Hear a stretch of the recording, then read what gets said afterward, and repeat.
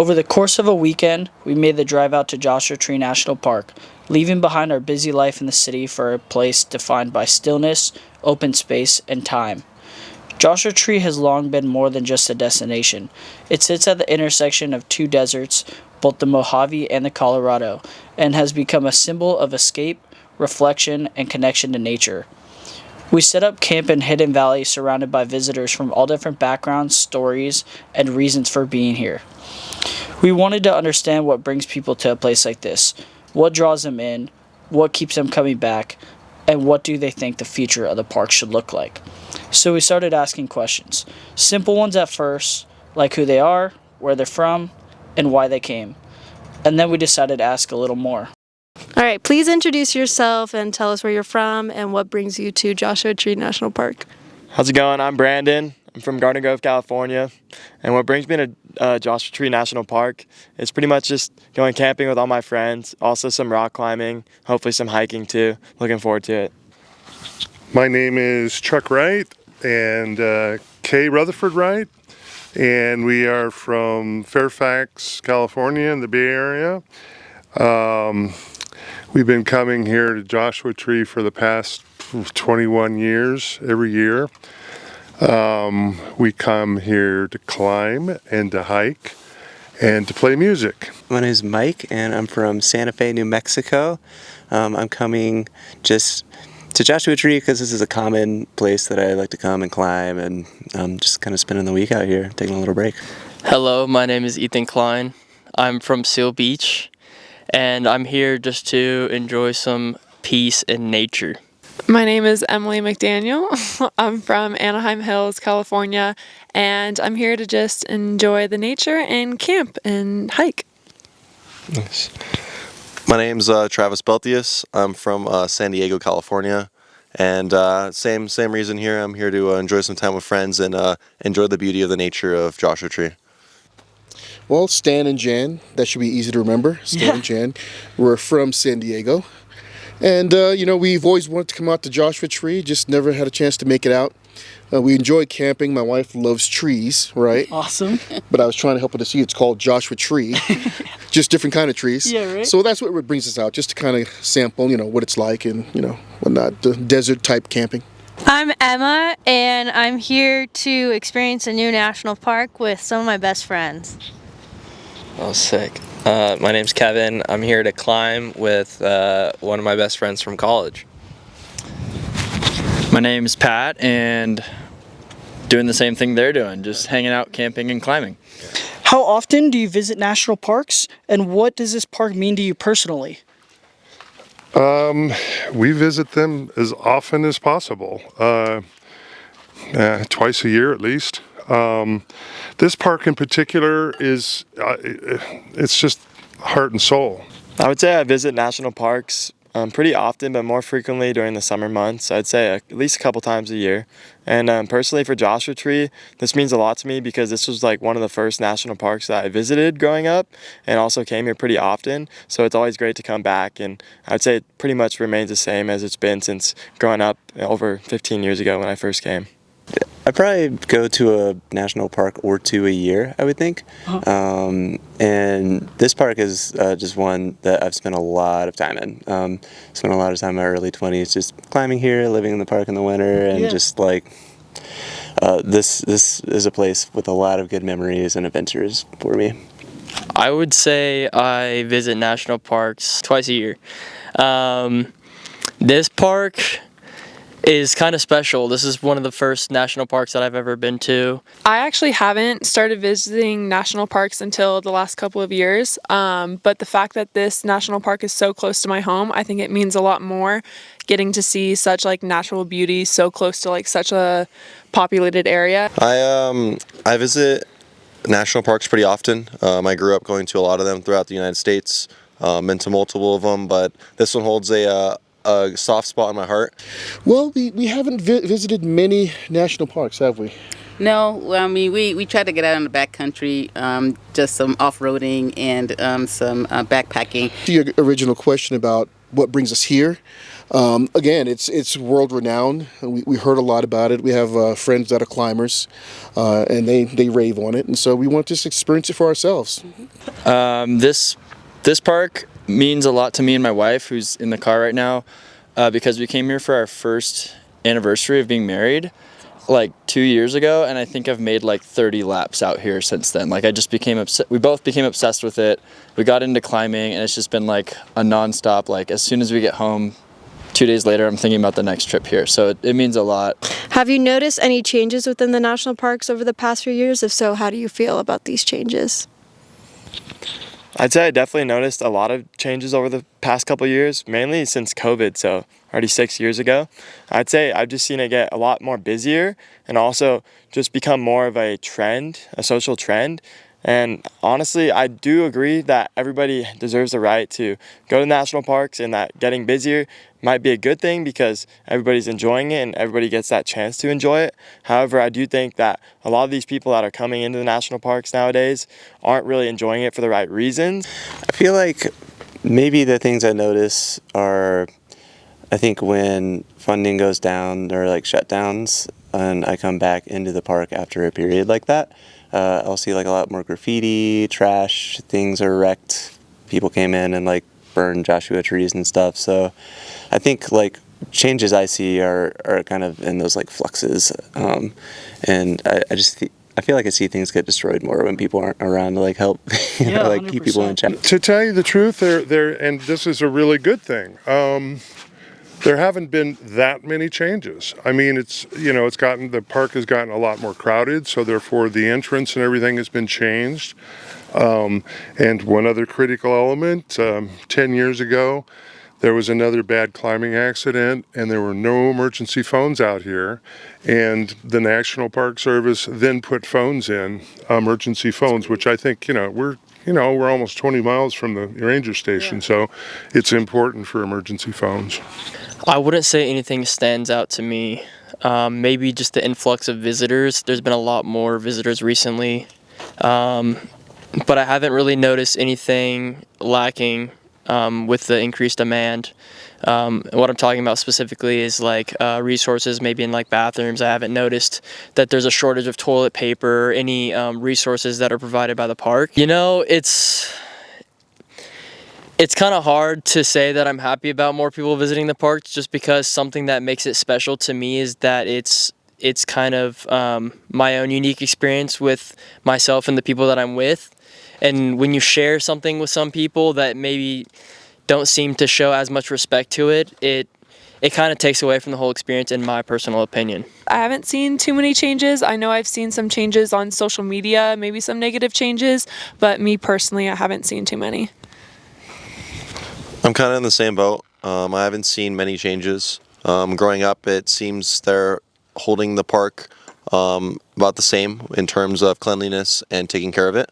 I haven't seen any major changes, just some infrastructure changes like the gate. As the conversations continued, we introduced a different kind of question, one shaped less by the landscape and more by the moment.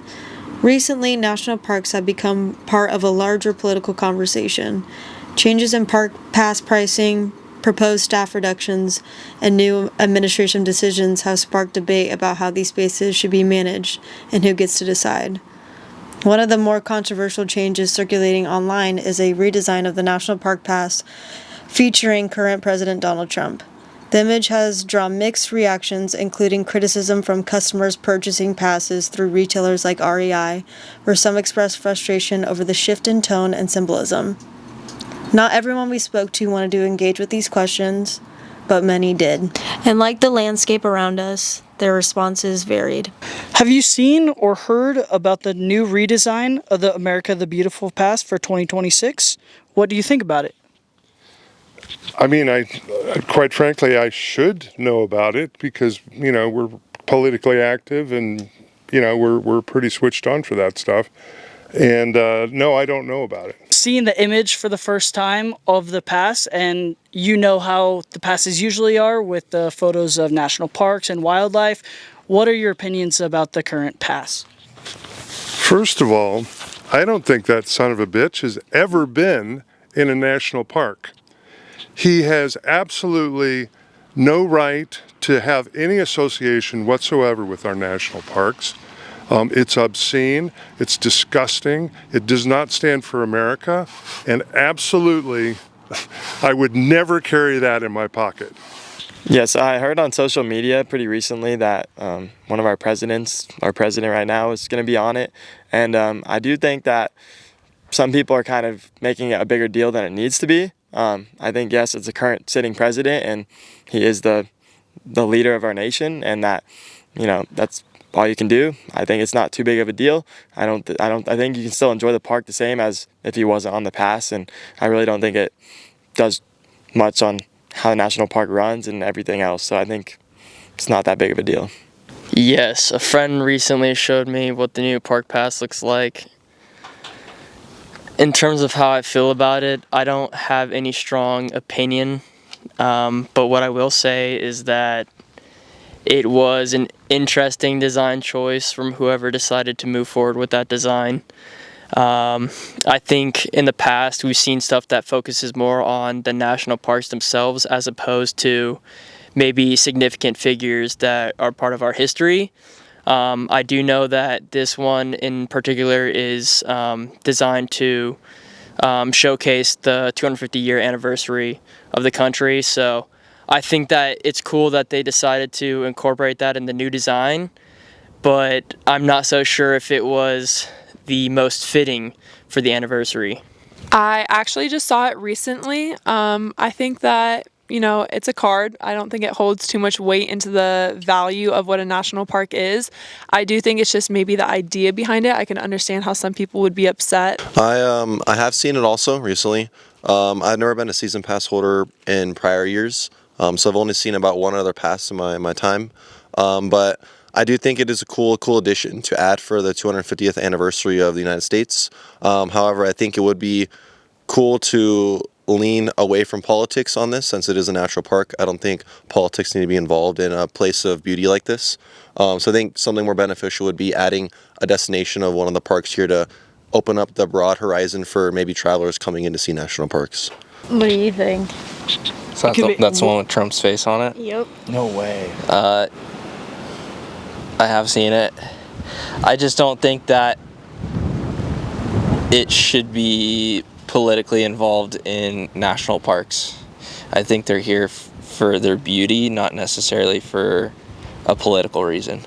Totally. So, showcasing, what we have as a nation to offer instead of a president is my opinion. Have you seen it, Pat? Yikes. They'd be putting a sticker on that. Starting earlier this year, the MPS implemented a new dual pricing system for citizens and non-citizens. It's $80 for citizens and $250 for non-citizens. What are your opinions on this?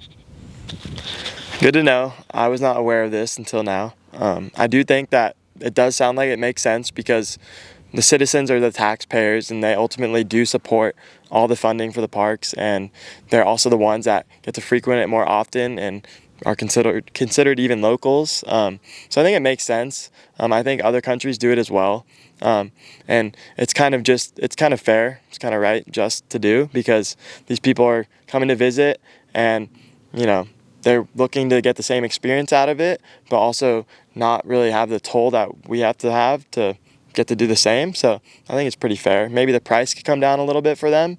Might be a little much, but as long as the funds go to the right place, pretty fair. Well, I grew up in the age of apartheid.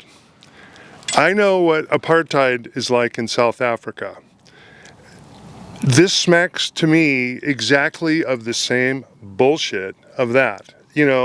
This country was not founded on that. This country has nothing to do with separation between the haves, i.e. citizens, and the have-nots, who are the non-citizens. I mean, almost half of Trump's family are actually immigrants. It's a tough one. I'd have to think about that. And Yeah. I mean, I feel like that should be supported by numbers. I mean, honestly, our citizens should probably get the easiest access. So if all prices had to go up, Yeah. I would feel like you got to make it accessible to people who live here. Yeah. So, yeah, that's a tough one. These parks do and have recently been impacted by increased load, and I'd say a lot of visitation is also from foreigners. So I think that although it might be a little bit more expensive for visitors, it's a great way to keep the parks running smoothly with the increased visitation. I think that it's also somewhat fair because we see this implemented in a lot of other foreign countries as well, which I think is completely just, namely Japan, especially recently in these last couple of years, because they've seen increased visitation as well. So I personally agree with it.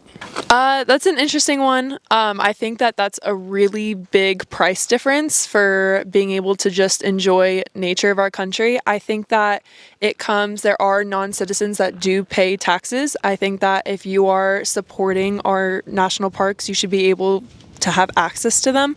I do understand if you are just coming here for a little bit, how that might make sense, but it's a tricky one. I think that they definitely need to do some more work on that because $250 and $80 for me is a little bit too much of a divide.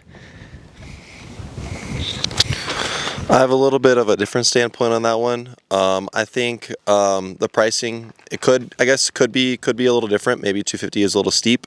However, I think the luxury and the beauty and the necessities we bring of our land here and the beauty of it, them coming in and using our resources and using our amenities and having United States workers having to do extra to refill toilets and keep the park up in condition is a price to pay to come see what we have here in the United States. Well, that's an interesting question. Let me start with the fee in general. I think it's very well worth it. The fees are certainly warranted in order to care for the parks, to maintain them, and so forth, to take care of the staff.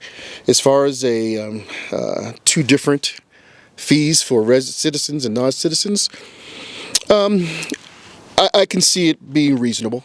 As citizens, we do pay taxes here. True. So that kind of makes sense. So for visitors paying a little bit more, if it's important to them, I don't particularly see an issue with that, babe.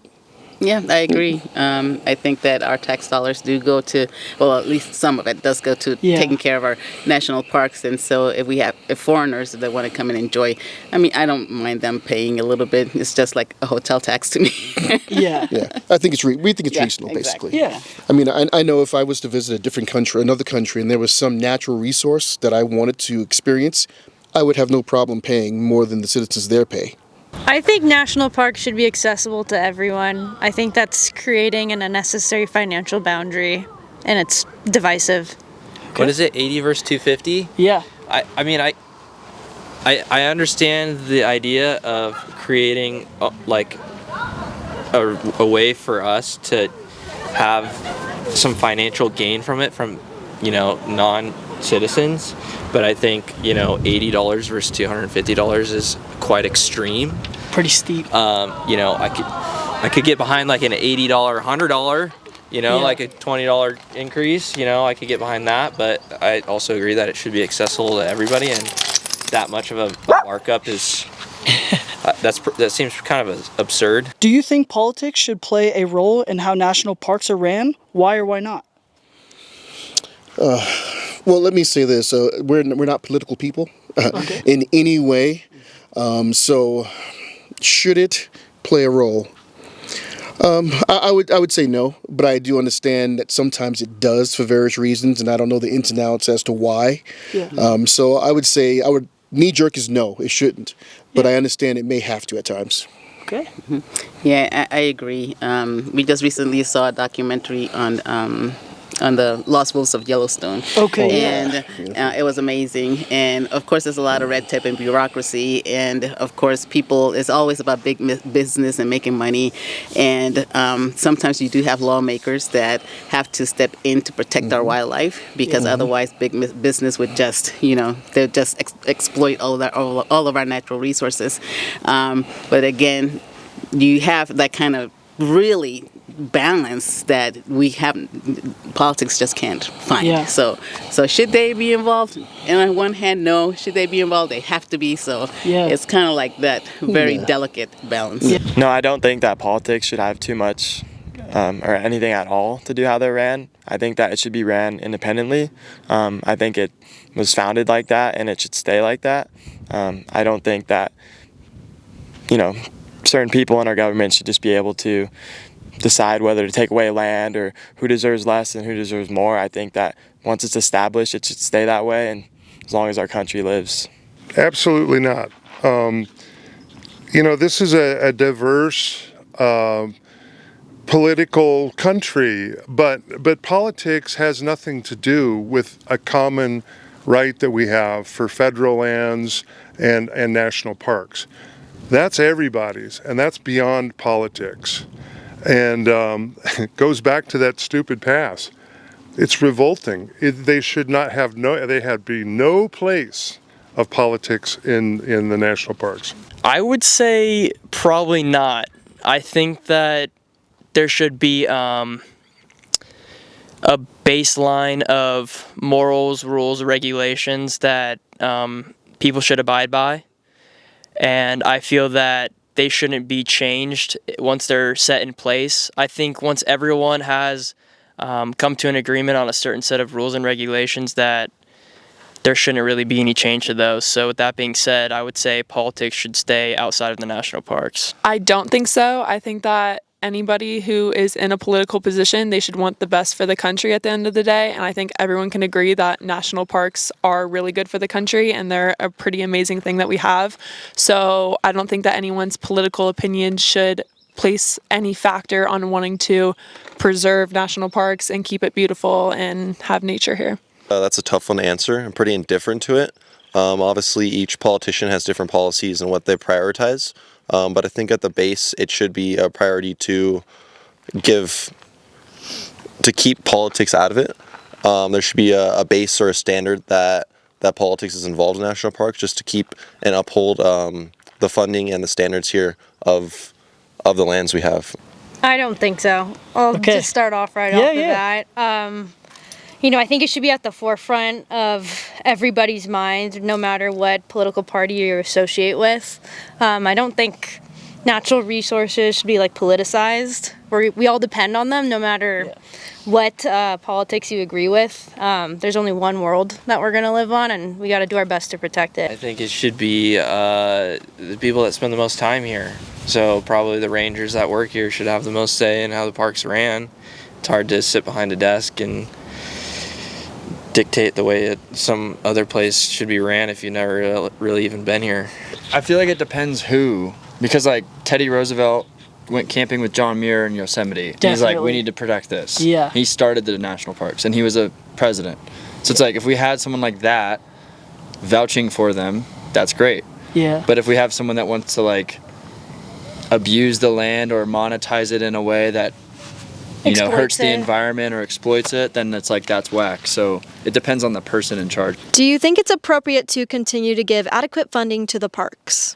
Yeah, I definitely think so.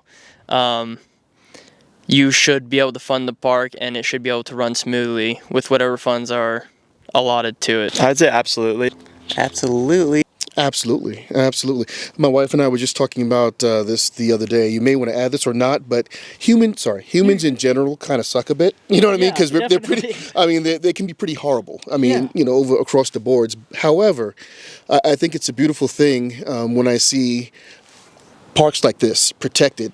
It kind of redeems, human decency. That they have the forethought to set parks like this apart, so that our kids can still enjoy them. Otherwise, if this park wasn't protected, it'd be built up. Yeah, we're from back east. We're from New York, and so Central Park. If that wasn't set aside and preserved, 100%. That would have been built up a long time ago. Falls back on your previous questions. It's what do people really like about the park?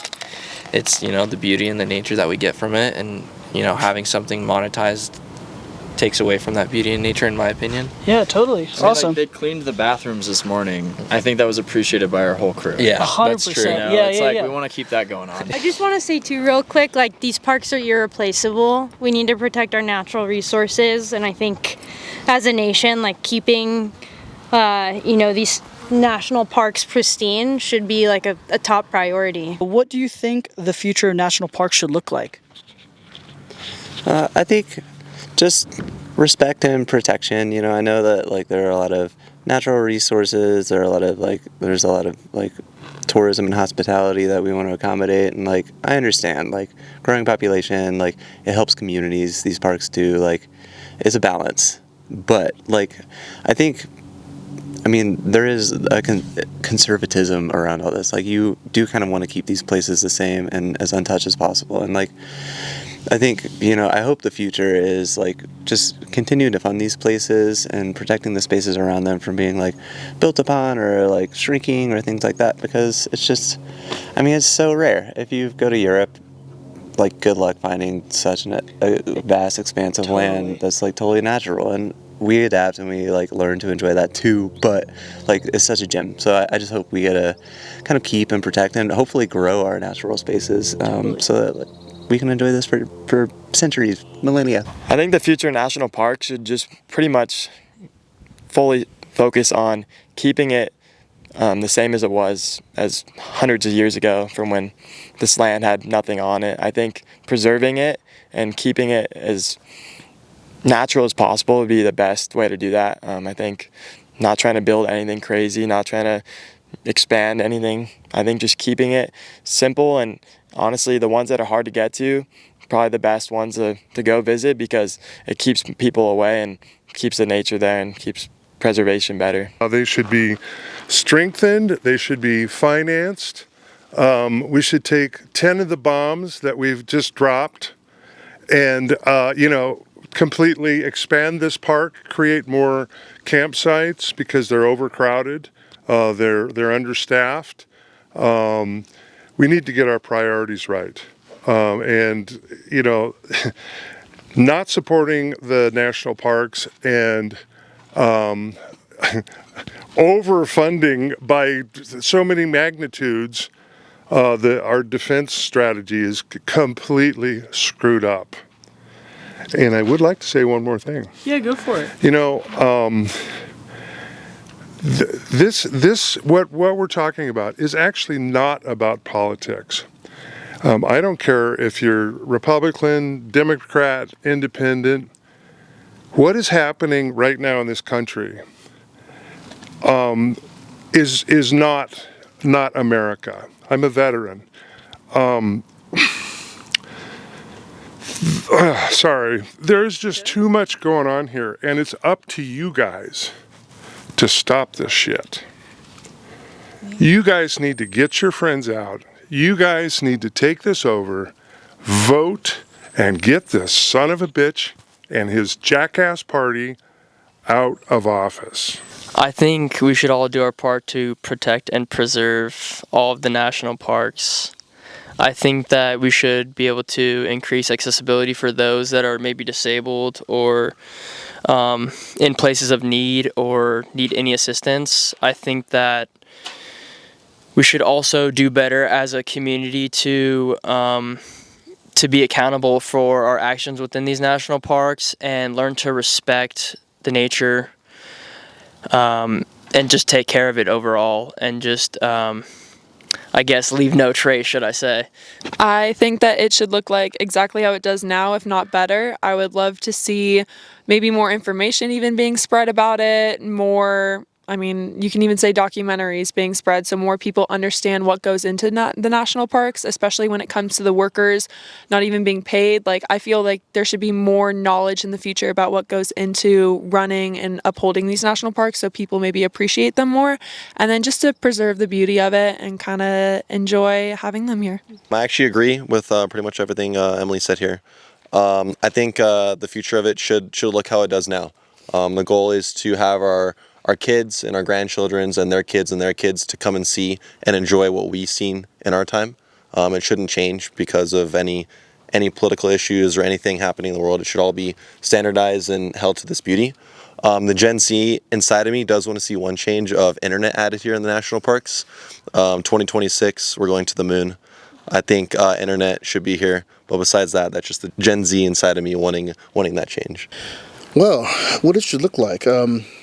I think so far things are going pretty good. It should look like it looks right now. Sorry, to where folks can come out and enjoy it, and yet it's still protected. It'd be nice to even expand it if possible, national parks, and even, but I would hate to see further restrictions unless they're absolutely necessary to protect. But things are going on a good path, I think, right now.